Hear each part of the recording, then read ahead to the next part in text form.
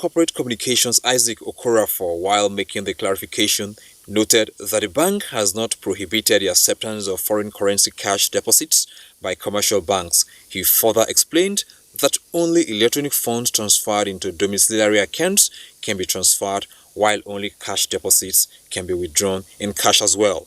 He therefore urged stakeholders and other interested parties to always endeavor to seek clarification on issues and avoid speculative tendencies which are detrimental to the financial system.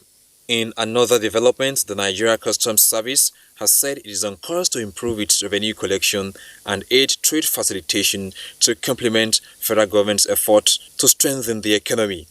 Controller General of the Service, Ahmed Ali, emphasized that working with other relevant agencies is aiding its operations. On industrial innovation and infrastructure, we ensure timely delivery of raw materials for our industries to flourish, support creativity and innovation by providing intellectual property rights protection, implementing government fiscal policy that provides incentives and protection to our industries. He also disclosed that Customs is also active in the quest to achieve the 17 Sustainable Development Goals. With business news, I'm Kunle Adeyeye. All right, thank you very much, Kunle Adeyeye, for the business package. Next is newspaper review.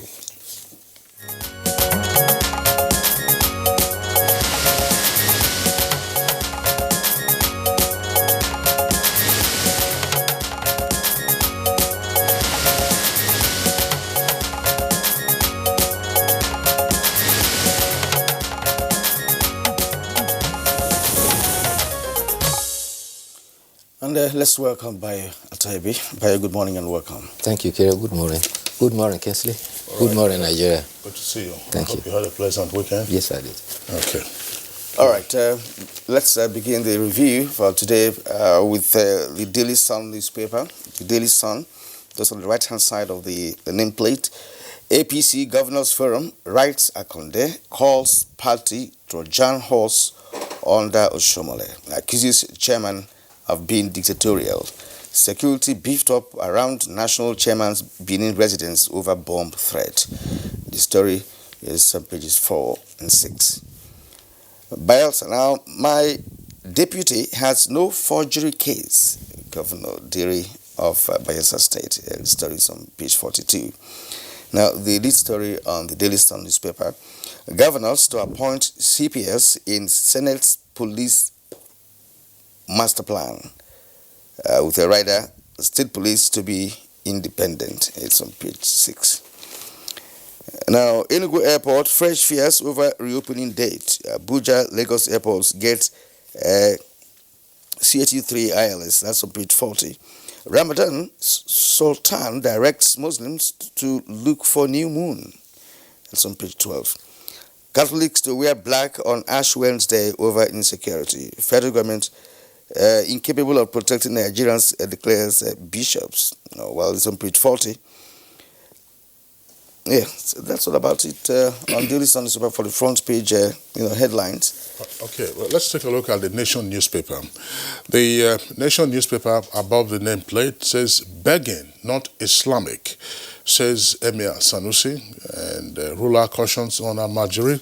Details on page 37. Ex-Naval Director forfeits 500 million naira to federal government and court okays action. Details on page 10. Kwankwan so ignorant of legal procedure as Kano tackles ex-governor. That's on page 43. Below the name flag, CBN sets rules for domiciliary account. NEC, that's the Electricity Regulatory Commission, begins consultation on new electricity tariff. Inside the paper in further detail on pages 41 and 37, Amotekun, not for secession. My plans for Bayelsa by Miracle Governor Diri. Miracle Governor, of course, is putting quotes there. Then the photographs there on the front page say Boko Haram burns churches as Buhari orders aggressive campaign. Those are the burnt out structures. One to the extreme left is the EYN church burned down by insurgents in Garkida. That was at the weekend. Another building razed by Boko Haram insurgents, and a Living Faith church also touched by the insurgents in Garkida. Governors upset by excess crude account depletion, with Ryder talks on insecurity and reconciliation of oil receipts for next Thursday's meeting. And then Supreme Court to hear APC's request for Bayelsa judgment's review on Wednesday. That's this week. Details on page 37. Bayo. Yeah, let's start with the invasion of Garkida last Friday by the insurgent Boko Haram.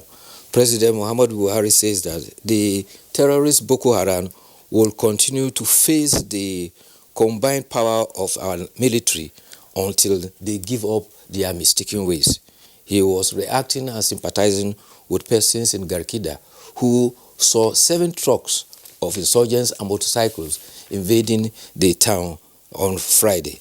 Soldiers of 232 Battalion were into there and routed out the insurgents, killing many of them and many of them sustaining injuries.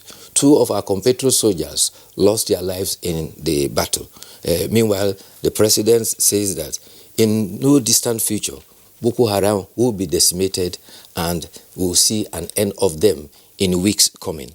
Soldiers of 32 Brigade are currently patrolling Garkida to sustain their vigilance. They had entered the town, burned churches, burned private homes, burned markets, and were looting, looking for food to take to their area. So far, there has not been any pronouncement for amnesty. They've not even indicated what their satellite imagery is reading from the invasion from Garkida. It will be recalled that Amnesty International have reported about a satellite imagery and what it saw on villages along Maiduguri Damaturu Road when there was recent attack, and they alleged that soldiers had ransacked the villages. The Nigerian Army High Command has denied that allegation. The Supreme Court is to hear an application for the review of the All Progressive Congress governorship election of February 13th that was overruled and for which the APC victory was overturned for the People Democratic Party in Bayelsa. An application which was filed on the 21st of February is to be heard this Wednesday. Also at the Supreme Court, it will be held that this same week there will be a ruling of 2 other cases. The earlier one was the Supreme Court vitiation of all the APC candidates in the 2019 election in Zamfara, as well as the upturning of the victory of Emeka Ihedioha as governor of Imo State. So this week is very critical for the review of those 3 cases at the hearing at the Apex Court. Yes, Nigerians are waiting, so until that happens, we don't know the direction the Supreme Court is going to take. I was wondering, did the Supreme Court registry change the date of the hearing? I thought they said the hearing would take place on the 2nd of March. Earlier. Yeah, 2nd of March. That's for the Igbo case. Yes, okay. Yes. It will take place on the 2nd of March. So we'll see how those things play out. But this report about the CBN setting rules for domiciliary account, they said, well, the Corporate Affairs Communications Director of the CBN made a clarification. I think it needs to make further clarification, because the clarification, as reported, doesn't suffice. Because the gravamen, that's to say the pith of what is being reported here, is as follows.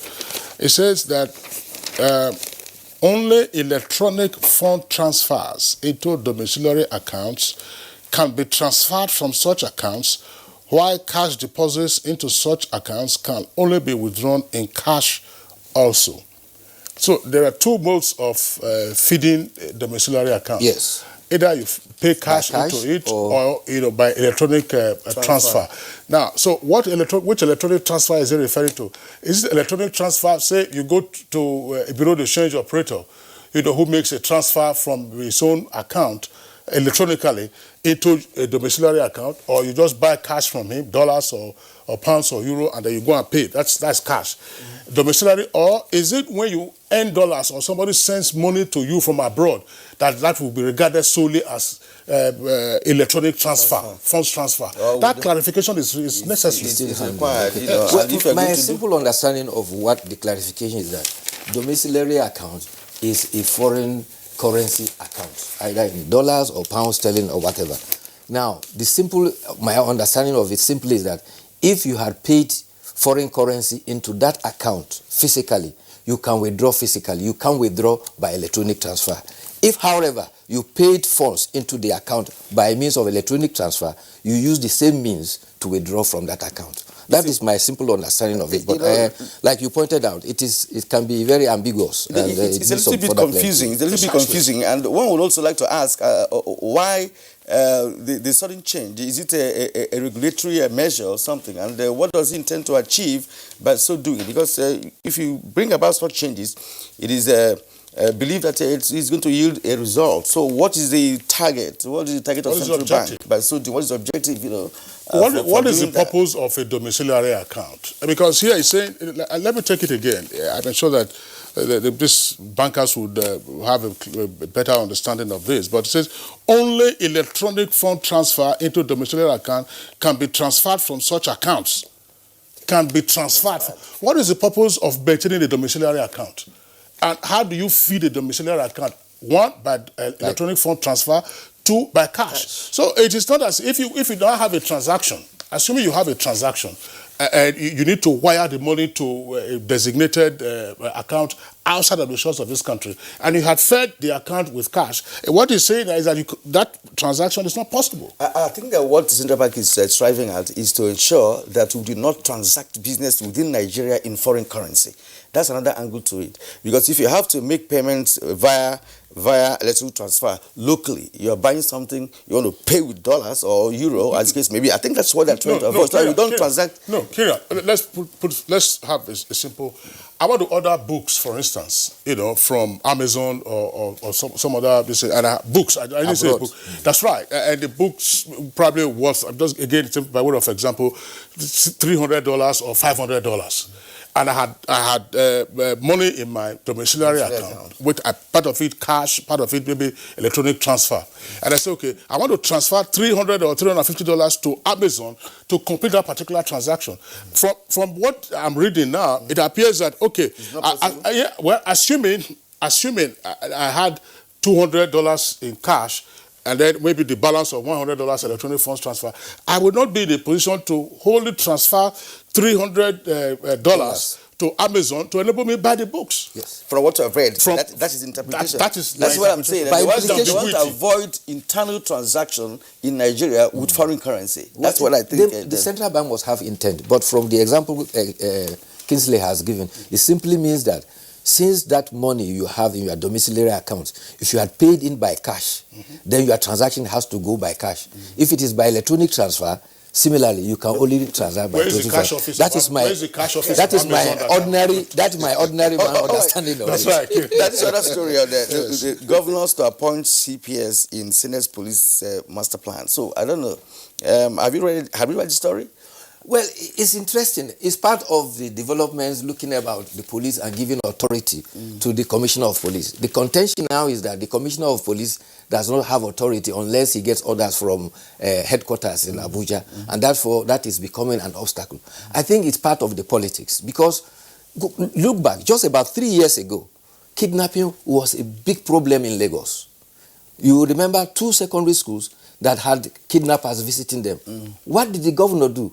He summoned his security council, put together a task force comprising the army, navy, military, and the police, and they were able to take the war to the den of the hideouts of the kidnappers, routed them, and up till today, that thing has gone down.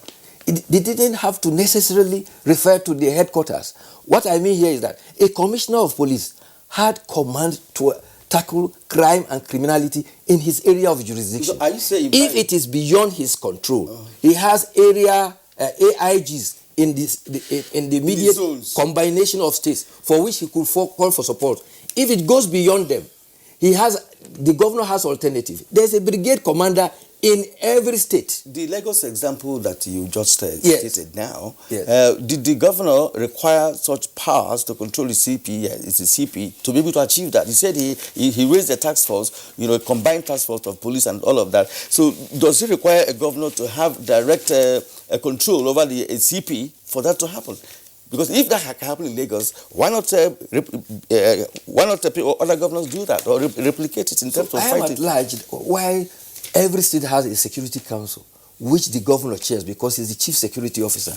And the instrumentality of this is to use the various security forces, including the commissioner of police and the brigade commander in that state, for the purposes of maintaining law and order. Yeah, we all know that that is on paper. In practice, because on Friday, that was a topic that we discussed, community police and community policing. We had two governors on the program, the governor of Plateau State, and who was here with us in the studios, and the governor of Ondo, who joined us via Skype. And of course, all of these issues that you are raising now were also matters that they came up. Yeah. Part of the challenge is that commissioners of police, when they are given instructions by state governors, commissioners of police will say they want to revert to Abuja. Abuja is the first headquarters. This one, they will now say that, I don't know how they want to amend it, that governors will now appoint commissioners of police on the recommendation of first headquarters or the police service commission. It all depends on... I think it's a constitutional matter. It's a constitutional matter because for a state governor to appoint a commissioner of police in the state, that means that he is in charge. He is in charge, in terms of giving directives to the CP. CP does not have any need again to make reference to, IGs or AIGs, as the case may be, to take action in that particular state. And that brings us to the issue of state police, which, of course, because if a governor can appoint a CP, why not have a police of his own, as a state? Well, I think almost invariably we will get to that. All right, editorials now. Blocking multinationals' $10 billion tax leakage. Now, with federal government expenditure on the rise, debt servicing gulping trillions of naira and revenue generation erratic, it is not surprising that the Federal Inland Revenue Service has set its stock on blocking leakages in tax collection. In a belated initiative to expand revenue, the FIRS chairman, Mohammed Nami, says the organization will go after multinationals not fulfilling their tax obligations, which he currently estimates at billions of dollars. His statement on recovering the arrears is a familiar to refrain that does not have whatever. Let me take that again. He said his statement on recovering the arrears is a familiar terrain that does not offer much excitement. However, Nami should go the whole hog to achieve his target. Well, the new chairman of the Federal Inland Revenue Services has been going around the country on familiarization after assuming duty. And the concern has been that, yes, one of the areas that he intends to focus is multinationals who actually now are not meeting their tax obligations. And the editorial is saying that this should go beyond rhetorics, because in the past there have been such rhetorics, and therefore we require practical terms to ensure that such taxes that are outstanding are retrieved. Particularly, the editorial is recommending the usage of technology to aid in the Federal Inland Revenue Services to make sure that they are up to task and are able to recover all outstanding tax. We're all aware that our budget subsequently have always been in deficit, and this is because of a shortfall from revenue to carry out the expenditure that is projected in the budget. Therefore, if we must move forward, then there is need to also ensure that every dime that is owed the federal government are retrieved. And it is now the challenge of the chairman, the new chairman, Mohammed Nami, to make good this his threat that multinationals who own Nigeria will not be allowed to go free. They should use every possible means to recover every dime, every dollar that is owed the nation. Asking is it really possible for a Nigerian company operating elsewhere across the globe to owe that country of taxes? Is it possible? Well, it's possible to owe, but they will ensure that you regurgitate whatever you owe the government. Exactly. Yes. So that's why I wanted, because of course from this text it does mean that there's been in that fight for a long time. Absolutely. This is not the first time. It's been there. So what will make a multinational not to pay taxes? And this multinational is still a existing, operating, and functioning in Nigeria, and you're not paying tax. In countries like Sweden, the economy is based on tax. If you don't pay tax, you go to jail. There are no two ways about it. In Spain and many other European countries. It's in countries where tax laws are rigorously enforced. That's the norm. I think sometimes, again, of course, the role of MNCs, multinational corporations, particularly in emerging economies or the so-called third world, where sometimes they operate virtually as parallel governments. Yes. Okay, so Kieran, that does it for us. I'm sure our readers will be interested in some other stories inside the paper. I said the Nation. Say NGOs ask court to halt plans by reps to buy 400 exotic cars. And there's another report to that. Buying 400 exotic cars, there's also a vigilance to ensure that refurbished cars are not bought instead of the brand new cars. Brand new ones. And the money is going to which country now? Because what is the brand? It's going to a country now. I mean, certainly it's not. We don't manufacture cars. It's not from innocent. Exactly. It's going to. Okay, Baya Toebe, thanks a lot for being around. Thank you too. We'll see you again tomorrow. Okay, it's Good Morning Nigeria, live on the network service of the NTA. We take a short break now. When we return, we'll be dealing with Nigeria after oil, the role of economic diversification. We'll be able to unite, irrespective of tribe, religion, and culture. So we keep preaching on love. That is the only binding force. Let us love ourselves, irrespective of where the person comes from.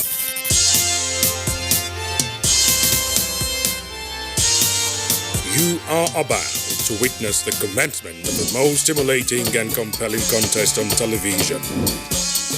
This contest is only for the strong, the intelligent, and the talented.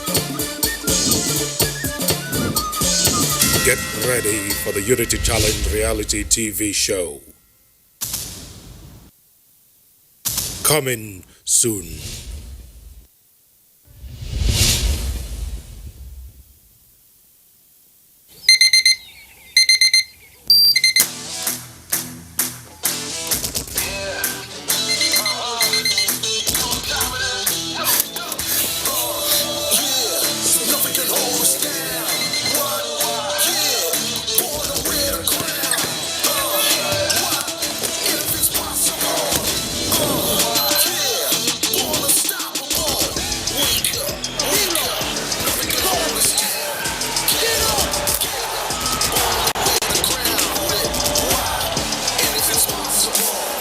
Breakfast your day. Every day. Every day.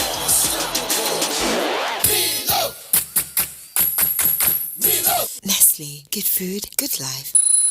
As you know, kids' exam time is exam time for moms too. The child prepares intensely, so does the mom, taking care of every little thing. But germs can ruin it all.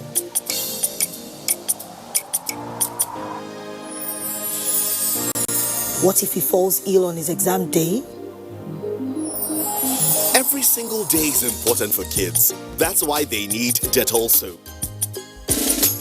It protects from up to 100 illness-causing germs. Everyday protection, everyday Dettol. 65 grams, now 150 naira. New digital technologies have thrown up new opportunities for online news gathering, reporting and management. NTA TV College invites online reporters, journalists, public relations practitioners, multimedia producers and freelance reporters to a special 2-week intensive course on intermediate online news reporting skills. Take advantage of the course to upscale your skills in computer-assisted reporting, social media content production strategies, online media platforms for information dissemination and management. Date 2nd to 13th March 2020. Course fee 80,000 naira per participant. Accommodation inclusive. Also running is a special 4-week intensive course on modern trends in broadcast media marketing. It is an essential course for the sales force in the broadcast media, in the public and private sector to sharpen their skills and improve their capacities to deal with contemporary marketing challenges and competitors. Date 16th March to 9th April 2020. Course fee 100,000 naira only per participant. Accommodation inclusive. The venue for both courses is the serene and secure environment of NTA TV College near Old Government House, Rayfield, Jos. For more inquiries, please call 0803-314-4383 or 0806-980-9807. NTA TV College, Jos, training you to be the best you want to be. The program is Good Morning Nigeria, and for our conversation this morning, we are looking at the economic prospects for Nigeria as we count down to the depletion of our oil reserves, which the Department of Petroleum Resources, DPR, has predicted will dry up in the next 49 years. And to set the tone for the conversation, here is Kunle Adeye with a background report.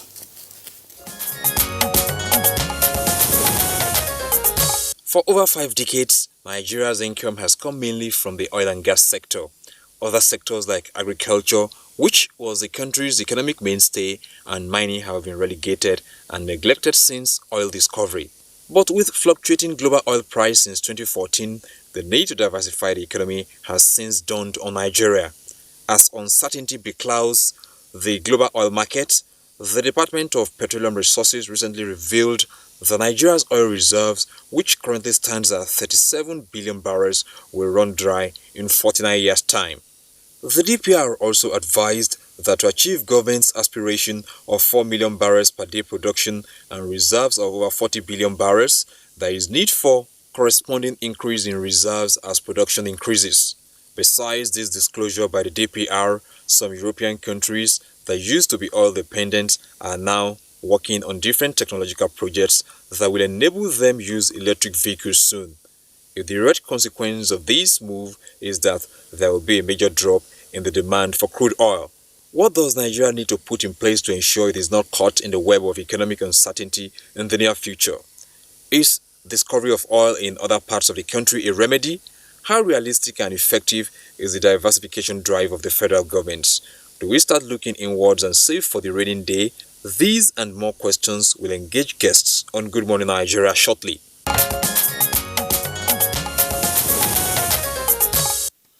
All right, thank you very much, Kunle Adeye, for the background. We have with us in the studios here in Abuja as well as Lagos to discuss this. Let's welcome Senior Advocate of Nigeria, Adetokunbo Kayode. He has been a Minister of the Federal Republic, manning several portfolios, culture, tourism, labor, justice, and now is President of Abuja Chamber of Commerce and Industry. Pleasure to have you with us on the program. Thank you very much for having me. Also here with us is another regular guest on Good Morning, Dr. Emeka Okungu. Is an economist, but he prefers to be called a farmer. Good morning, sir. Good morning, Nigeria. It's good to be here. Pleasure to have you with us. Dr. Andrew Kwasari is Senior Special Assistant to the President on Agriculture in the Office of the Vice President. Pleasure to have you around on the program. Thank you. Thank you. Yes, and joining us from Lagos is Dr.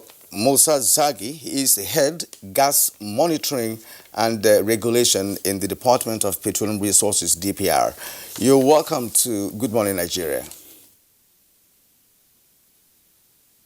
Good morning, Nigeria. And also in Lagos, we have Chief Eric Umofia. He is a manufacturer and Chief Executive Officer at Risco Foods Limited. Many thanks for joining us, and it's good to see you again. Good morning, Nigerian. All right, gentlemen, let's begin the conversation from our Lagos Network Center, where we just introduced the two guests, Dr. Musa Zagi, who is of DPR. Dr. Musa Zagi, let's have some more insight into the forecast by DPR with regard to the exhaustion of Nigeria's crude oil reserves. What exactly are we talking about here? DPR says, and it was widely reported last week, that in some 50 years, less one, Nigeria's crude oil reserves will be gone. So how do we prepare for the rainy day? Are we talking about crude oil strictly, or we're talking about crude oil and gas? We are talking of just crude oil, strictly speaking, because for the last 10 years, we have been hovering on 37 billion 37 billion barrels reserves, we are unable to significantly increase the reserve base of the crude oil. So, but you see, the good news about this is we have the potential of about 600 trillion standard cubic feet of gas in Nigeria. For now, the reserve is 202 trillion standard cubic feet of gas we have in Nigeria, which we are unable to use effectively. Part of the reasons why we are unable to make a maximum utilization of this oil is due to infrastructural deficit we have in the country. But government is making deliberate efforts to make sure that this equipment, these infrastructures are put in place. Another reason is the disparity in the gas price between the domestic market and international market. But for now, even then, though we have about 200 trillion standard cubic feet of gas in reserves, is strange. It's very paradoxical that as a country, we still import the gas and its derivatives to Nigeria for the use by the common man. So the federal government now, deliberately because of this, have come out with some programs to make sure that this gas reach to the people. The Honorable Minister of Petroleum Resources has declared this year as the year of gas, and then he subsequently launched the National Committee or the program of a program on expansion program for gas, so that the gas will reach everybody in Nigeria. So through this program, he set up about 3 subcommittees, a committee on LPG and a committee on CNG and a committee on gas-based industries. The purpose of this committee is to make sure that this gas is made available to Nigerians, is also made affordable and accessible to Nigerians. And in doing so, we are able to preserve the scarce foreign exchange which we spent as a country importing these products. And we are also going to create jobs. Now, coming to talk about the infrastructural deficit, which is one of the major reasons why these gas resources are not available to the common man, there are deliberate efforts to expand the capacity of this of these pipelines or infrastructures. For now, we have the capacity to have about 2.5 billion scf. Our national gas requirement hovers between 3.8 to 4 billion scf. But for now, the capacity we have is 2.5 billion scf. But there are deliberate efforts by the government through, some major gas pipeline projects. You can see we have Abuja for Obrakon OVM pipeline, which is a 48-inch pipeline and about 130 kilometers from Port Harcourt to Oben in Delta State. Right. We are going to remain with you because you are touching other issues that may not necessarily be in focus for this particular edition of Good Morning Nigeria. But I want to bring you back. All right. Sorry for pausing you because I was just informing you that you drifted a bit.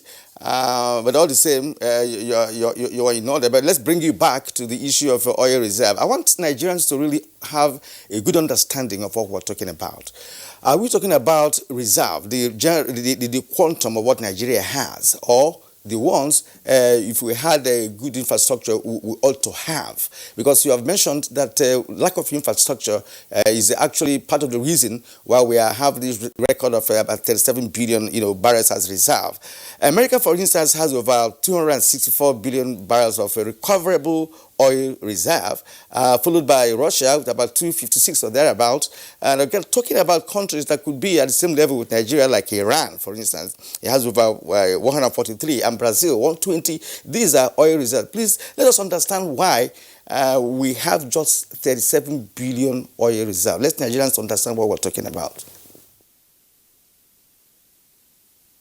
37 billion barrels reserves because there are no deliberate efforts to explore the oils by the IOCs. And the ones we have, like I said, in the last 10 years, we are being on this 37 billion barrels of oil reserves. Imagine you keep producing about 2 million barrels per day, and there is no corresponding increment in the reserves So definitely the reserve volume is going to fall in the next 40 years, especially that now the global focus is shifting from the oil exploration to other sources, like you earlier said in your opening remarks. So there is no kind of incentives given the kind of focus, international focus on diversifying from fossil fuels to renewable energy. So that's why I now talk about gas reserves, which you are more of a gas nation as a country. We are having over 600 trillion. That is our potentials, like I said. But for now, we have 200 trillion, 202 actually trillion standard cubic feet of gas. So I'm saying that we can do away, we are shifting as a nation from oil to gas so that we make maximum utilization of this God-given resource which we have, which hitherto we are unable to utilize effectively because of lack of infrastructure. So I was moving from the reserves to infrastructural deficit that made us not to be able to achieve the maximum utilization of the gas which we have, which government is deliberately now addressing the issue of the infrastructural deficit. Government, like I said, has launched a lot of programs. There's a program on converting, commercializing the players we have, which will give us almost 800 million scores per day if we do that. So as a nation, we even if the oil get depleted, we have the gas. We are a gas nation. We are able to now at least use the gas resources we have to diversify our economy, to freeze the hard foreign currency which we spend, import oil. Imagine now, I think if we take the word of the Federal Minister of Finance, we use in the budget this year, she said we are going to use about 400 billion naira, for under recovery. But the data we have from FIFIA said 750 billion naira, is going to be used for under recovery. So imagine we have now diversified to the use of gas on our vehicles, in our generators, wearing our, industry, gas-based industries. We are going to save a significant amount of money in fortune falls because the 750 billion naira for under recovery, you see that amount, if federal government can use that money to at least shift us from using the fuel which is imported, that is more than enough to retrofit about 3 million cars. And if you retrofit 3 million cars to use CNG, you are able to make Nigerians save over 50% of what they would have.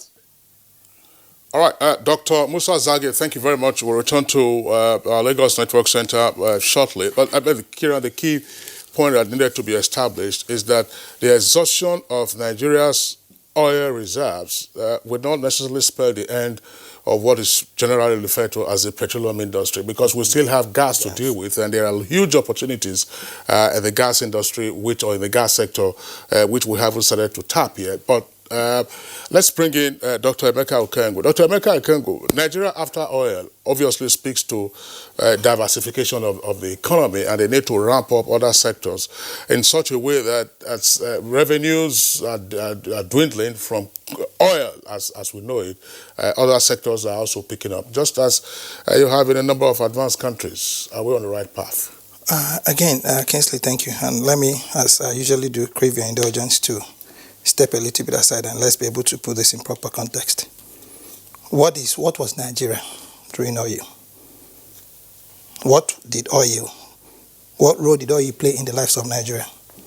Apart from probably making us a country that was credit-worthy, you also shifted us away completely from our capacity to be able to grow as a nation state.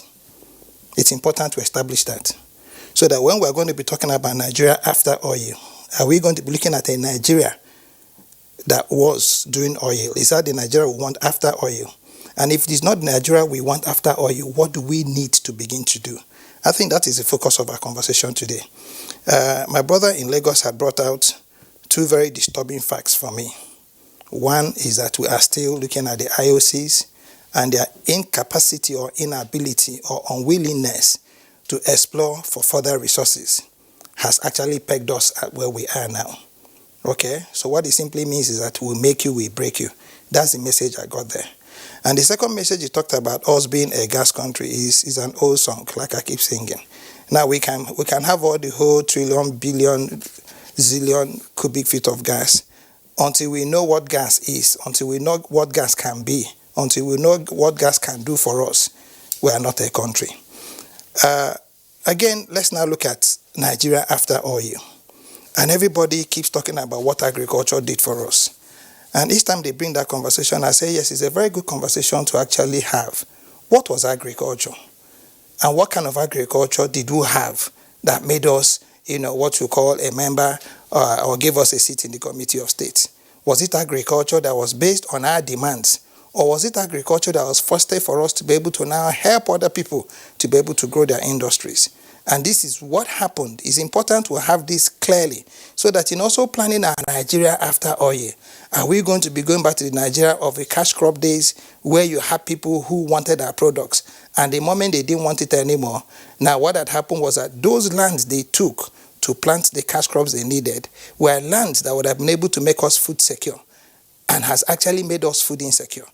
So in looking at agriculture, again, as a way to go, we must only look at it from, was agriculture actually the way it was supposed to be in a country that needed to evolve into a nation state? And then you come to the other angle now, which is again where everybody talks about the mining sector. Okay? When the mining sector was contributing 12% in real terms to the GDP, what kind of mining did we have? Okay, what kind of support infrastructure? What kind of, activities? Who controlled it? To what extent did the states play, at that point in time where you had the mining sector contributing so much, to our economy? So for me, my opening statement would be that in designing our Nigeria after oil, but I hate to use the word after oil because as far as I'm concerned, one thing that Nigerians should be very, very sad to discuss, okay, is Nigeria during oil. Because everything that has gone wrong with our country went wrong with Nigeria in oil, okay? And I think in designing a new Nigeria going forward, and we're now going to be talking about, what I rather call our natural resources, so that we can be able to contain them well, okay? And this is where we'll be talking about our science and technology. And against that, we should be talking about our human capital, or what you call our human resources. Because every time you see politicians or you see statesmen come to make speeches, the first thing you hear, endowed with numerous human resources, endowed with numerous natural resources. And then you say to them, can we now have a number of these, your numerous? Okay, and because of these numerous, we are planning our GDP against nothing. Okay, we are planning our economic development programs against numerous. And I can tell you in development, numerous is just a perception, if you may. So I think in moving our country after oil, I wish this 37 million was actually 3.7, 37 billion was 3.7 million, or that the man in DPR was asserting us that we were on our last well. I can tell you, my brother, I keep saying this. Each time I go to Europe and I see the kind of things that they do there, my heart bleeds. For a country that has 81 million hectares of land that is arable, we have so much that we can be able to do if we were just able to understand that your human resource is actually the beginning of the process to human capital, and that your natural resource and what you do with it is actually the reasons why you're poor or rich, and where you have the space or place you have in what we call the Committee of Nations. Yes, thank you, Dr. Kengu. And that brings us to a point where we will bring in the son with us here, Senior Advocate of Nigeria, Dr. Kumbo Kayode. Sir, you've been in government in different capacities. And of course, Nigeria has run on oil for nearly 60 years now.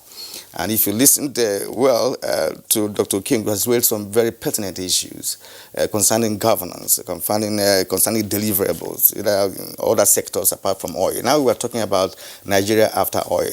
Nigeria during oil, I'm not sure we fared well, according to Dr. Okengu. So how did you feel when you received the bombshell from DPR that our oil is depleting, and of course in the next 49 years it will be no more? Thank you very much.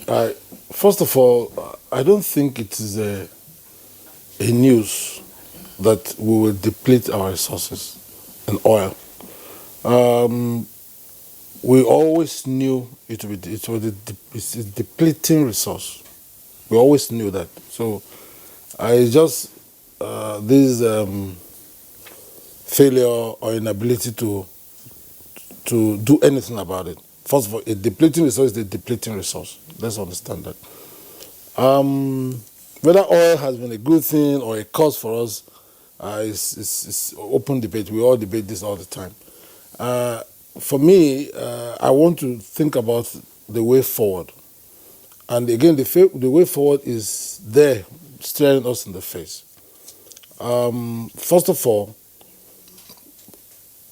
we should learn some lessons from what has happened. We're very dependent, very rent-seeking our approach to this. We rely on the IOCs to dig for the oil, we rely on the IOCs to move the oil out, we rely on them to pay us. We rely on them to even process this crude oil, because we are just a crude oil nation. We import petrol, we import diesel, we import everything. Even we import our own gas, processed gas, our own gas. So what is the lesson? From today, all we just need is a direction, policy direction from government. We need to process what we have in terms of the remaining gas or oil. We need to emphasize more on processing rather than importing. And that is doable, very, very doable. If, for instance, DPR or the Ministry of Petroleum Resources would just make it easier for people to do refinery in Nigeria. We've been talking about modular refineries and all that. We'll begin to add value. You see, there's no value addition to the oil that we have. Even now that we still have 40-something, there's no value addition. And that's why we create the value chain that makes the economy to work. But going forward, really, many countries that are surviving today have not really been dependent on natural resources. We know many countries, Korea, Japan, others, what natural resources they really have. But they use the people to create value. People talk of human capital and knowledge economy. So that is a way forward for the world, and we have it. When it comes to ability to think, we have it. And we have lots of people. You know, having a large population is an advantage, even though it's also a disadvantage if you do not use it properly. So let us use it. Let us emphasize knowledge economy, and let us emphasize agriculture, which we have arable land. My brother here, Dr. Andrew, knew me recently, because I've been, even though I have a legal background and whatever, but I've been so concerned about certain basic things about agriculture. So I sought him out. We had a roundtable in the Chamber of Commerce to talk about livestock. Strange, isn't it? But I sought him out. Is that not so? I sought him out to talk about livestock and look at the huge opportunity there. So, and this is just one tiny part of agriculture. You know, so there's a lot we can do. Doctor here made this very good point about what was our focus on agriculture before in the past, where we do groundnut pyramids. We didn't even keen to the value chain of that, or the palm oil value chain, and the cocoa value chain. We still export cocoa, for instance. I mean, it's unbelievable. And it's just a matter of policy. If Ondo State today says that, okay, you can, all the Indians and Chinese that buy all the cocoa from the farm, you can buy your cocoa, but you cannot take raw cocoa out of Ondo State. You must process it up to a point. You see the value chain being created. Again, if you go to Bangkok, they do gemstone processing, and Nigeria is the source of at least 30% of that gemstone. Again, our government don't know this, because the structure is designed for us not to know. Now, you can take all the gemstones in, but you cannot take them out. You must process before you take out. That is using knowledge economy, creating a value chain for yourself. So we have to key into this. And this is not really too difficult, honestly. It's just a matter of policy. But you know, so put on policy. You know, give us your experience, the benefit of your experience in government. Because, frankly, this is not a new thing to talk about how to diversify the economy and how to worry about life after oil, as it were. I mean, all of these ideas, keep popping up. But why have we not created a critical mass? Why? What's the missing link? Okay. Yes. Based on my own experience in 4 or 5 years in government, I think there's a huge gap in our policy making process. I can tell you, and I stand to be challenged or corrected, that in the Federal Executive Council, or first of all, Federal Executive Council is not a policy body. You'll be shocked, but they don't discuss policy. There's no way you can bring up issue of policy because you come there with your memo, is that is approved or it's not approved, then you move on. There's no platform for policy. And secondly, there's this huge gap about monitoring and evaluation. Even the little policies we have, are they being done? And that is at the presidential level. There are 2 levels of government in Nigeria, and you need to know this. So when people say, oh, this minister did this, or even the little policy we make at the villa level, somebody else has to implement it at the ministry level. And they are never at Edem. Well, I use Latin word. They are never on the same page. So it really involves strong leadership and that's the gap really. You can go everywhere you like. If you take a decision today and you put your foot down, you put milestones and timelines, it is doable. It is doable. We have seen it. When I left government, I came back to the private sector, and it's shocking because what I can achieve in my office in a day, you can't achieve in a ministry in a year. And every new idea is fought. The system fights it. The system fights it, even everywhere, So, and the country is bleeding. And one of the things that pains me most, sometimes you regret, why do you even take appointment? Because in my about 38 years of professional life, I worked for government for 5 years. I've been in private sector. And you find out that people ask you, what did you achieve when you were there? I said, look, you want to do this, you have to fight every inch of the way. You are in civil service, you know what I'm talking about. You have to fight every inch of the way.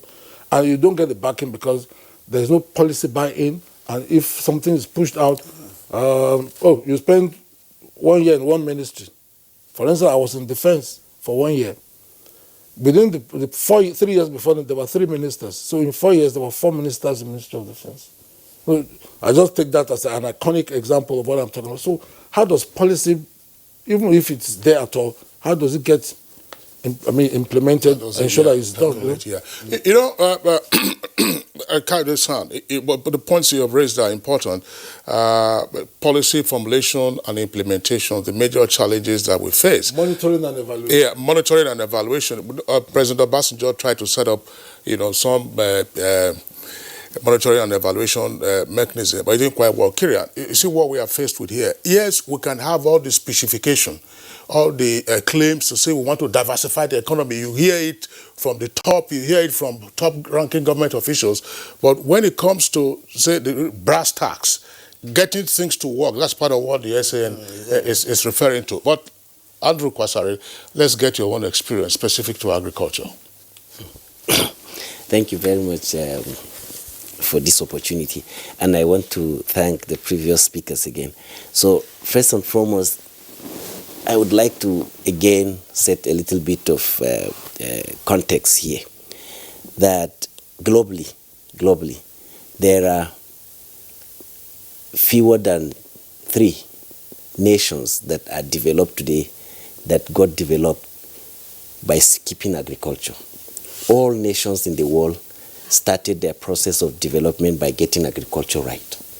And getting agriculture right formed the foundation. I think I could be corrected. Outside Singapore, I don't know any other country that is developed today that didn't, first of all, lay the appropriate foundations for its development, economic development on agriculture.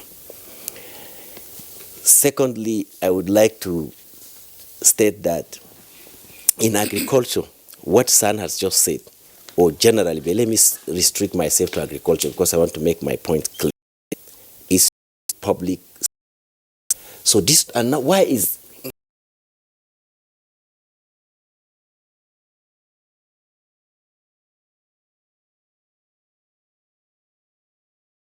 implementation a challenge because the institutions that are meant to implement have to have the capacity to implement. And it's basically the civil service. I'm leaping it again. I'm leaping it again. And yet, we talk about the fact that we have human resources in Nigeria. Yes, we have human resources, sir. And let me tell you how it works. Your execution is only as good as your tools. Your tool, if a human resource, in this case is our tool, the institutions of government, if they are sharp or blunt, you will get sharp or blunt execution. So in this case, the blunt nature of the institutions as of today needs to be looked into. And basically, it's just a shift in the way we deal with things to organize implementation in a coordinated manner. And we come back to agriculture, sir. What do we need today to create the atmosphere for technology to pervade the whole of agriculture? It's just organize the agricultural sector. Let me tell you, sir, between 2005 and 2015, China targeted 20 million smallholder farmers, basically transferred the use of technology on how to apply fertilizer. And they saw tremendous yields of 20 million smallholder farmers. Why were they able to deal with 20 million smallholder farmers? Because they have the soft infrastructure called data on the smallholder farmers. So such infrastructure does not exist today to sharpen execution on agricultural policies in Nigeria. Okay, Dr. Kwasari, we're going to come back to you. Thanks. But what has remained constant, in all your submissions this morning, it has been the issue of technology. I think we are in a global, we are part of the global setting.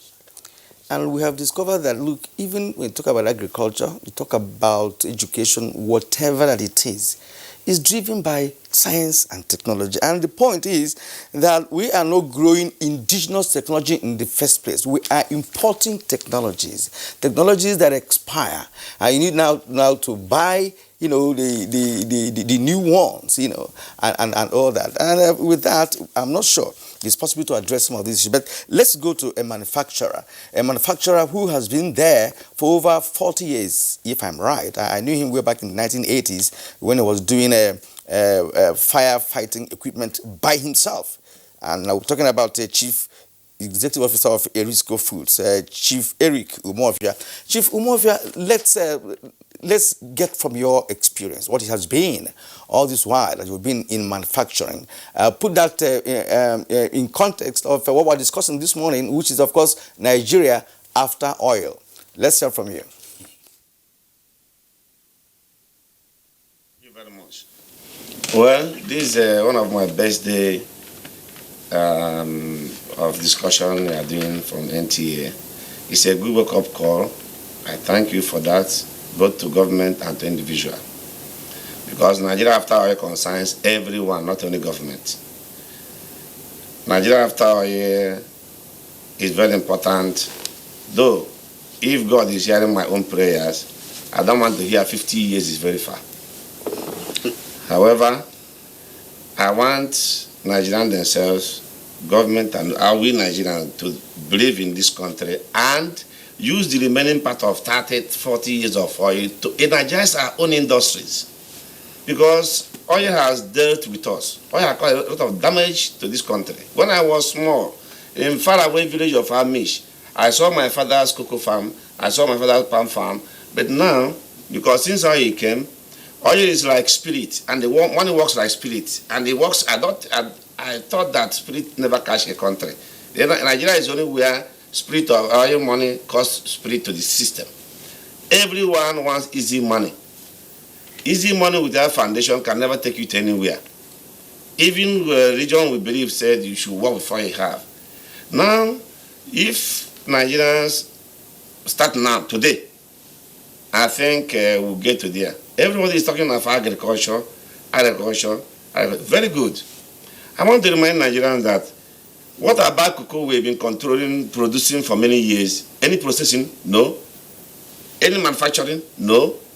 We are making the economy of other countries via our agriculture, where we're supposed to focus on producing and manufacturing. You grow a fruit, you plant today. We thank God we have a good land, arable land in this country, very fertile land. Maybe that's why God don't want to answer our prayer by oil. Because we are strong. We plant what we can eat, more healthy, more proud. Everybody will be happy to himself than few people to control the economy, and the economy is bleeding. More people are not having job. If we are focused like cocoa now, government will say, okay, I want to focus on processing cocoa. I will not export one single cocoa from this country again. Let them come here and put the plant, export from Nigeria. It's a good thing. But we keep saying agriculture. I'm a practical manufacturer. I know the problem of Nigeria is not agriculture. The government have tried enough now. They have set a good step for us to follow. But are we patronizing product of made in Nigeria? You as individual, your organization, your family? How can we expect to have change without bringing out money? Or want to go to heaven without dying? It's not possible. So what I'm trying to say, after oil, Nigeria will be better, more strong, because we found what we have, eat fresh things, not to eat what they are sending to us here. If you like it, don't like it, you eat and die gradually. For example, now the Sun said they are talking of livestock. Do you know that if Nigerian process meat, grow meat and processed meat to supply Africa, is a lot of good money to come into this country? But for the fact that we don't know the impact, we're talking agriculture. My friend last year farmed cassava, and the cassava was everywhere. He lost money, 6 million, he ran away. If there were manufacturing and processing plant, that's what we need in this country now. You can't do agriculture without processing and manufacturing. It's impossible. But people think you grow good food today is done well. I have more than what I had before. When you don't sell it next year, you run away. But if there's manufacturing and processing, you process either for export, if there's excess, or process from local factory to use. But we have not done that area. Now we are talking of oil, gas, and everything. Gas required to be used in the industry by a special generator that costs not less than 100 million naira. How many people can invest on that without good support? The what government is doing now, if they have done that since we've been saying it, I thank God they ran their eyes now. CBN is doing excellently well now. Government itself is trying to, they are firing from all angles now. Though it's coming to be late, but it's better to be late than never. But the important thing is that Nigeria should start now. We can't just be talking. If you talk to any government officer or any person, they need to diversify. The same person that needs to diversify, go and ask, this is what I need to do. This tell you, oh, too much is too much. Then we continue to pack our money outside, wounding the economy, depending on oil. In fact, if God loves Nigeria, he should take this oil away so that Nigeria will know whether they are going to go back to. We have been living fine. We use oil money to destroy ourselves, our economy, to the highest grade. So it's good you do this program now. We love it, and I want government to continue to sustain what they are doing. We individuals should key. Oil money is spirit money. Spirit money can never help in the economy. Go to China. China has nothing to do with oil. That's why if I go to China, I like to go to manufacturing factories there to see how they are doing. Go to Japan, go to Taiwan. Those people have made, and they made things that is not possible to be possible. We have oil, still. We are inside the water, and we don't have water to bath. It's unbelievable. This country, we need to change today if we want things to work well. Practicalize this law for this country. Let good things come to this country. Buy product of Nigeria. Support Nigerians. Give company of Nigerians support. Give them deposit to do the same thing they are doing. They are going to buy overseas. They will not. This is made in Nigeria. I will not. Then you are eating Nigerian money, eating Nigerian economy. You should transfer it to be foreigner. But if you are not lucky, you send it where there is COVID-19. So I want the people to have rethinking again. See, government banned product like rice. Go to market and see foreign rice. Where are they coming from? Government have done their own. They banned tomato, they're still buying it. Till when will you love this country? The same money you continue blaming government for what you are doing you are wounding us. In fact, we are like somebody that is not sick. So somebody is sick. that is not well. You ask the person, can I help you to hospital? Say no. So he want to die. You allow him to do his wish. This country, every one of us must stand to the feet now. What is happening now is just a minute of what is happening. All these vices there is because there's no work. There's no work, and government is trying to create their own job. We are not stopping. We are not helping them. We need to create more 100 times, 1,000 times of job for our youth to click where they're supposed to be. When I was growing up, there was hope. Now, why is there no hope? Because of our money. So I plead that things will be right and done in this country. Everybody will support government policy. Everybody will support his own conscience. According to our religion, say, charity begins at home. I thank Nigerians. All right. Chief Eric Ubofia, thank you very much there for your comments. But just before we return to our guests again, I think it's useful, Kirian, to provide some perspective, very briefly. It isn't necessarily the case that Nigeria was never a manufacturing hub of some sorts. If you look at what happened, say, First Republic, right up until the 80s or thereabout, especially after the structural adjustment program, you had industries, and these industries were engaged in manufacturing of various sectors. I mean, when you had WNDC, Western Nigeria Development Corporation, and then the ICC, that is Industrial and Credit or something corporation, it was to advance credit for industrialization. You had industries in the West, you had industries in the East, you had in the Midwest, you had in the North. You know what happened was sustainability was not there. No, so that's why I contextualize it by saying after the structural adjustment program of 1986, look, Odutola Tires, everybody, I'm sure, Kayode-san, you're familiar, Odutola Tires, it was an indigenous manufacturer of tires. Ribwe Tires was manufactured by Eribo. Volkswagen was there. Eribo in Benin, Edo Textile Mill, Asaba and textile mills in Aba and elsewhere around the country. So you had industries, but of course, the economy, took a downturn and we failed to manage it properly. But still, in trying to get the policy mix, just hang on, I know, Kwasari, in trying to get the policy mix, Senior Advocate Retokumbo Okaide mentioned something. I mean, for those who have experience in government, well, that is not necessarily a surprise, but it is useful in getting this thing right. That whether a state executive council or a federal executive council oftentimes turns out to be like a country club, a gentleman's club, where you don't go for serious argument. It's not a parliament. But how do we move from, say, you make your proposal, let's assume you are Minister of Industries, Minister of Agriculture, and there's no synergy. You come with your own memo, I don't interfere with your memo goes, my own memo goes. How then do we ensure that at the end of the day, we are not working in silos, that we can synergize and then canalize all of this? One practical example. Look, why is it so difficult for us to mechanize our agriculture? Well, thank you very much. For me, there's nothing difficult about these things. It's just you to understand. Like, you have malaria, you've diagnosed that you have malaria, not just headache. Then you just put the treatment.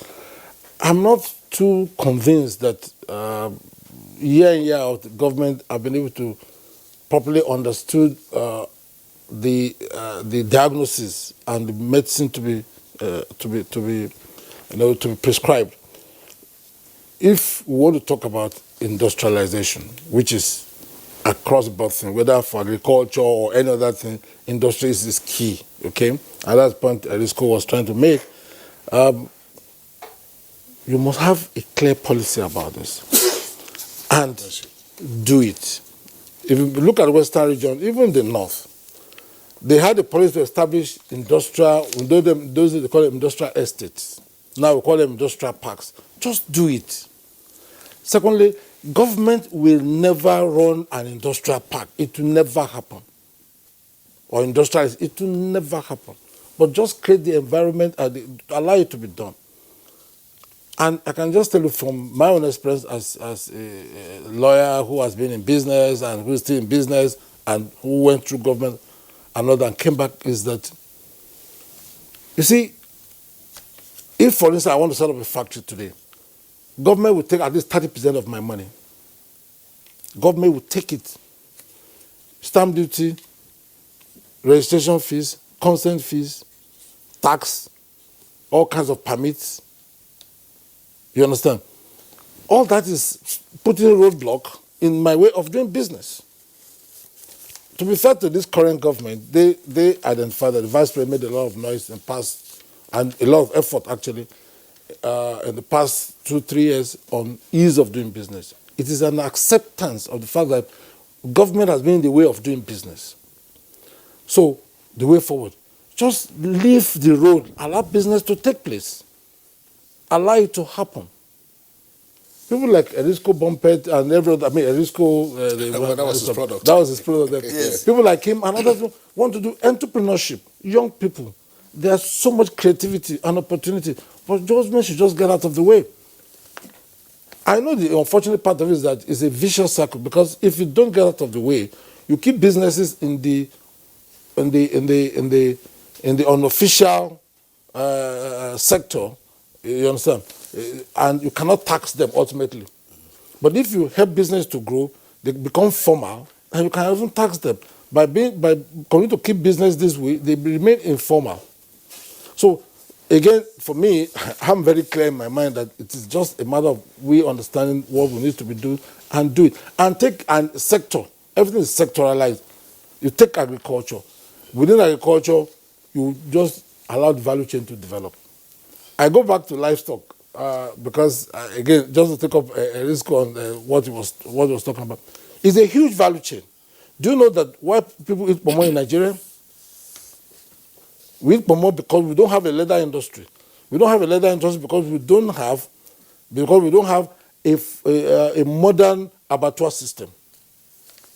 We don't have a modern abattoir system because we don't have layerage where you keep cattle, properly keep cattle before they are taken to abattoir. We don't have a layerage because we don't have a proper ranch system. We don't have a proper ranch system because we don't have a proper breeding system. Are you getting? Am I making sense? You're making sense. We have to take a break now. You're making a lot of sense in this. So just allow the system to work. Leadership. You see, everything boils down to that. Honestly, let me tell you, everything boils down to that. Take one person, Kieran. You don't need to be a livestock expert. So far, you have focus. Any parent can say, okay, look, go and this is what I want. Milestones, timelines, go and deliver. You will deliver it. Okay. And if you don't, you get out of the way. There's no marking. People stay in office and whatever. Nobody cares. All right, thank you, Adete Kumba Kayode SAN. From all indications, as a man who's been in government, I think what you have said this morning is very apt, considering our focus this morning on Good Morning Nigeria, because it does appear that we normally have a policy somersault, and we have this attitude of not sustaining projects, even those that are already being implemented. You talked about government that cannot do any business, that better create an enabling environment. I'm going to ask Emeka after the break to talk more on that, because some countries, especially those who were of course classified as third world countries that are doing well now, the Asian tigers, for instance, they have a way with business. The government doesn't keep away from business, right? And that is why we have multinationals coming from the Asian tigers across Africa and elsewhere in the globe. For now, we're taking a short break. When we come back, the conversation continues. One live happily ever after. Auntie, can I have a cookie? Not until you wash your hands with antibacterial soap. Germs are like dragons hiding everywhere. I also want to conquer a dragon, Auntie. Me too. We can. Children are constantly exposed to diseases that cause colds, flu, and diarrhea. Mothers know that washing your hands with antibacterial soap stops the spread of germs and diseases. So you have to wash your hands before touching or eating. And when you come home after a long day and after using the toilet. I love my family, and I know you love yours too. That is why I now regularly wash my hands with antibacterial soap. Would you join me as we wash our hands to protect Nigeria? The Better Clean Nigeria initiative is in partnership with the Federal Ministry of Water Resources. My name is Balaunti. I'm the Managing Director of Petroleum Product Marketing Company, a subsidiary of NNPC. There are significant price discrepancy between Nigeria and its neighbors across Africa. There's a discrepancy of between 150 to 250 naira. That creates an incentive for arbitrage, whereby smuggling triumphed by taking petroleum product across the neighbors so that they can be sold at higher price. While the smugglers are making the money, Nigeria is paying for it. And that payment is distorting everything that we do in terms of planning, in terms of our ability to fund, and thereby taking money that is meant for development. The introduction of this Operation White will have a reduction of close to 6 million liters on daily basis, which if you take an average of 150, translate to a saving of over ₦1 billion every day. That is the benefit of Operation White, and we have started seeing the great benefit.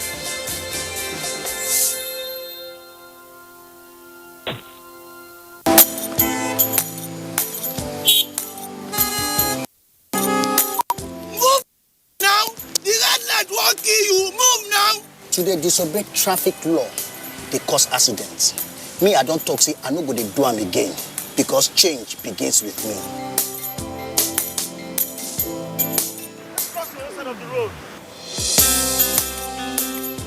I will no longer endanger my life crossing the express.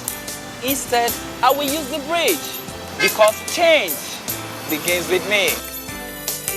Oga driver, stop this bus now, won't come down. I be one carry me pass where they go. Make I dey stop anyhow for road, they cause traffic wahala and accidents. So I go dey stop for the right bus stop, because change begins with me. Change begins with me. This message is brought to you by the National Orientation Agency in conjunction with the Federal Ministry of Information and Culture. And you're welcome back. A report just reaching us says that the incumbent Togolese President Faure Gnassingbe has been declared winner of last Saturday's presidential election. Musbah Dan Wahab, correspondent there, reports that the provisional result announced midnight into early Monday by the Electoral Commission indicates that Mr. Faure Gnassingbe received 72% of the vote, compared with about 18% for Mr. Aboyome Kojo, who came second. Mr. Kojo, former Prime Minister and head of the National Assembly, has rejected the result, alleging irregularities in the conduct. The result is to be ratified by the Constitution Court. President Gnassingbe, who took over after the death of his father, Gnassingbe Yadima, in 2005, is going for the 4th term in office. All right, so that's some news coming from our correspondent, Musbah Dan Wahab, who is covering the presidential election in Togo. Now we take some tweets from our viewers on the subject matter of Nigeria after oil. And Dele Jack Solomon, for many years, Nigeria's oil industry has been plagued by corruption and mismanagement. This is why we are where we are. Nigeria has immense potential to be a key exporter of food, yet it relies on imports of food to support its rapidly growing population. Nigeria's intrinsic potential lies beyond oil. Agriculture, retail, and ICT are priority sectors. Reverend Mani Akpan, Nigeria is not yet ready for a life after oil. Those countries that are ready invest their oil revenue systematically in other sectors like education, ICT, science, and many more. Here, we are more interested in lending our own pockets, he says. God help us, or help our children. Titus Mondenok, Nigeria needs to go green, and alternative and renewable energy resources are the way out for our future. Even the oil-rich nations are diversifying towards that stream. What are we waiting for? The next Nigeria oil is agriculture. The earlier our teeming youths come in terms with the reality, take advantage of it, the better. Those with discerning mind among them are already keyed into the initiative. Today's agriculture is beyond hoes and cutlasses. Yeah, excuse me, Unwangugu Silvanus. The Nigerian experience after the discovery of oil is indeed regrettable, being the source of endemic corruption that has bedeviled us and kept Nigeria at a third world level, abandoning and forsaking palm oil, cocoa, groundnuts, and coal was our undoing. We told us Sunday, Nigeria after oil for now will be a total collapse, considering the situation we found ourselves. No state, even Lagos and Kano, can boast to function without oil. We really need total federalism to test run which state is viable. For now, it's a no-no. Chris Simeon, diversification or not, oil is a blessing to Nigeria. At present, the biggest revenue to our country comes from oil, and the gas sector. Law Alpha C, kudos should be given to this administration for systematically and patriotically diversifying the economy of this country so that in due course the economy will not depend squarely on oil. All right, this is coming from Abba Tukor. It says government can achieve more if the oil, agriculture, and other segments of the economy are utilized and managed properly for the benefits of all Nigerians. All right, from Festus Akimba, we are in the era of renewable revolution, and the big fossil fuel producers like Nigeria are already losing influence. Also, many workers depend on government for employment, and losing our main source of revenue will be devastating. Time to diversify our economy and find other sources of energy. With the vast mineral and agricultural resources in the country, the future of the country's economic development is not only assured but indeed sustainable if properly exploited and utilized. So those are the tools that we have. You were priming yes, Emeka to comment on what should actually be the role of government when it comes to business. We hear this a lot, that government has no business in business. But in some countries that have a hidden headline in terms of development, government really has business in business. For instance, if you talk about some of the countries in the Southeast Asia, like Indonesia, which also has the oil, like Nigeria, does, they diversified over 40 years ago. Well, we've always diversified. It's important to know that the diversification didn't start today. And what's also important is for us to also now process what you also mean by government. Because the moment you use the word government, everybody talks about the Federal Executive Council. And nobody remembers that there's a fourth layer of government that is called the CDAs, even before you go to the local governments and the state government. So at the level of the sub-nationals, I think that is where we have a problem. I've had arguments where people say to you that the national budget of Nigeria is 9 trillion. That's not true. Okay? The national budget of Nigeria has to be the inclusivity of all the budgets of the sub-nationals, from the local government councils to the state councils. And let me tell you why we have a lot of these issues. If you look at the policy that Dr. Andrew had mentioned, roles were clear there. And a lot of the roles that were given to the federal government were the roles of administration, okay, and oversight. And then you go down to the states where they are not supposed to be the ones that are doing the proper implementation. And that's where you actually see the devil in the room. Because at that state level, state also does not own land. And when you talk about a lot of these community lands being ancestral lands, Dr. Andrew talked about the 20 million people that China captured, okay, and then took technologies to them. We are doing agriculture on the air. That is what we are doing in Nigeria. At the Federal Ministry of Agriculture, they bring out all these very laudable, beautiful ideas, but you don't have land. At the state government, you are not aligning the policies, and not only the policies. Again, the budgets, not only the budgets, the projects, not only the projects, okay? And then the outputs vis-a-vis the allied infrastructure. So anytime anybody tells you agriculture, I say no. Can we be able to break this thing to what it is? Are we talking about food production? Are we talking about medicinal plants production? Are we talking about industrial inputs? Then what is the role of the mining sector? Can I tell you people, the mining sector is the only sector that can actually give you what they call in situ value. You can make a lot of money by not even bringing out a grain or a ton, okay, of what resources if you're able to do the proper exploration. So we must be able to look at our country in the proper context. You've asked the role of government. And I want to ask a question. Probably Dr. Andrew, who is in the villa, will help us. Has there been any time state governments in this country were asked to bring their budgets, okay, for development, and then they matched it with also the budgets of development of the federal government? Has that ever happened? I'm not talking about governors coming in NEC. I'm invited once or twice to give briefs in NEC. I mean, you prepare a paper for 2 hours and they say to you, oh no, you only have 5 minutes to be able to deliver it. So what do you people discuss at NEC? What alliances can you be able to build? Now, why I'm going to really... Sorry, they are having a meeting this weekend and they will be discussing SS crude account and why it has depleted. Oh, we read that in one of the papers this morning. Great. Great. So that would be good for us. But how are you now tying your population? How are you tying your habitation? You see, there's something we're trying to do. Look at the Ministry of Science and Technology. Each time I come on air here, I say to you, Minister of Science and Technology, every or most of the agencies that can actually support food production is in the Ministry of Science and Technology. And until we're able to have this new thinking, where we are talking about what we now call nationally determined outputs, like you have what determined commitments in our environmental laws, agroforestry products. Now, who handles medicinal plants? Under whose purview is that?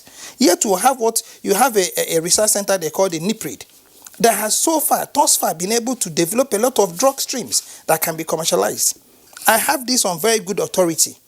There are over 250, research outputs documented, but not one, has been put out for commercialization. Why? Because you do not have this so-called land that everybody keeps shouting about. You don't have this synergy that's able to now create it. So in answering your question in just one sentence, you asked me, what is the role of government in business? Let us understand what business of government is, and then we can be able to understand their role. The role of government is to be able to ensure social security. What does that tie to? Jobs. Ensure national security. What does that tie to? Jobs. Ensure now what you call the enabling environment for people to be able to do business. What does that mean? That you must be able to develop these policies that tie you as one government onto one program, onto one direction, and which must tie CDA, LGA, state government to our national, government. Andrew. Yeah. Well, still on agriculture, there was a time you were itching to respond to one of the comments made. Let's practicalize this. Sometimes when you see video clips, when you're talking about agriculture, it's still the same hoes and machetes and wheelbarrows that you find all over the place. Is land tenure a challenge to say, why don't we see a great deal of enthusiasm at the subnational level where you find tractors and all kinds, combined harvesters, the whole works working, and then we're not talking about, we have problems with food storage and so on and so forth. What is the problem? Thank you very much. I think you had put this question to SAN before. Is it possible to mechanize agriculture? Mm-hmm. Yes, it is possible. Is land tenure a problem for agricultural productivity or performance in Nigeria today? No, is the answer. Land tenure system as it is today does not hinder any agricultural productivity. Now let me go back to mechanization. It is very possible to mechanize agriculture, but we must mechanize agriculture differently. We must mechanize agriculture on the back of private sector operation. This is just it. There is no way we are going to ever mechanize agriculture when government, whether at federal or state level or the LGA or the CDA he mentioned, are the ones driving the ownership of the machineries that will be used on the farms. You see, we have to open up that market. And I think the federal government now is almost there with the policy, with the bilateral program developed with Brazil, where they hope to enable agricultural mechanization managed and operated by private sector, where the whole of the operation is to sell services to smallholder farmers and the medium scale and large scale farmers. If we do not allow private capital, whether you call it capitalism or whatever, into agriculture to drive the penetration of technologies, we are not going to get anywhere. And I think we have to understand why this is very important. We cannot reinvent the wheel. Nigeria is not an island. We have seen it over and again, all the economies of the world developed in this way. There are two kinds of economies in the world. Whether you run a market-led democratic economy or you run a market-led socialism, which will also work like in China to some extent. But once the market is not driving it, private capital is not allowed to have protection and enablement to bring to bear the two incentives and benefits of interest and profits. Then we're not going to get that. But Kirian, one last thing. Okay. There was a comment about why have industrialization stopped or manufacturing, particularly the agro-allied. It's simple. Nigeria deviated from financing supply chains. Once industries or manufacturing plants don't have sustainable, quantifiable, predictable supply of raw material for their operations, they are going to fold up. Thank you. And therefore, we must go back to that part where we finance supply chain, where everything the smallholders grow everywhere in the world, find their way to the Ericssons, to the whoever in the world. Okay. If you call him Ericsson, that's different. Is that not? See him on the screen. He's not Ericsson. Ericsson, not the brand of tomatoes. Time is not on our side, time is not on our side. Why I actually raise the issue of a government rule is that what I've seen elsewhere, is that government bails out. Even when Obama was in power in the US, he was bailing out the companies, even and all of that. Sir, let's get. There must be, sir. Just a moment. Let's clarify this. The problem is, sir, government has a specific role, and he has said it. So enablement is allowed by government. And in this, if you look at the APP, we have defined what government should do. Sorry, we have the time is gone. The time is gone. If government rule is not working, you can change the process. You can change it. You adapt the policy that is workable. The ones who do it is not workable. So what do you do? It's the execution, sir. All right, gentlemen, it's been a very healthy conversation, but I would have loved our guests in Lagos to just say one or two, just in 10 seconds. Let's say from Erisco, just in your final thoughts, just in 5 seconds, please. Now, my final thought is that Nigerians should support Nigerian after oil, buy made in Nigeria, support Nigerian policy. Customs have done their best, don't smuggle more. And if you see smuggle item, don't buy, because it might be poison. Thank you. All right, and I also like to comment on your suit, which of course I'm sure is made of Ankara, very beautiful. Well, let's get our DPR man there to say something. Your final word, please. Yes, my final word as a representative of the Department of Petroleum Resources is that it's good to diversify the economy, but it's also good to make maximum use of the resources which we have as we transit to renewable sources of energy. As a country endowed with zero resources, we cannot leave those resources unattended to. So good say is that Nigeria is now focusing on gas, like I told you, and by the time we get the gas to the people, we will free a lot of foreign exchange that is hitherto being spent on importation of this product. We cannot afford to be a gas country and be importing gas and other fuel products. Thank you. All right. All right.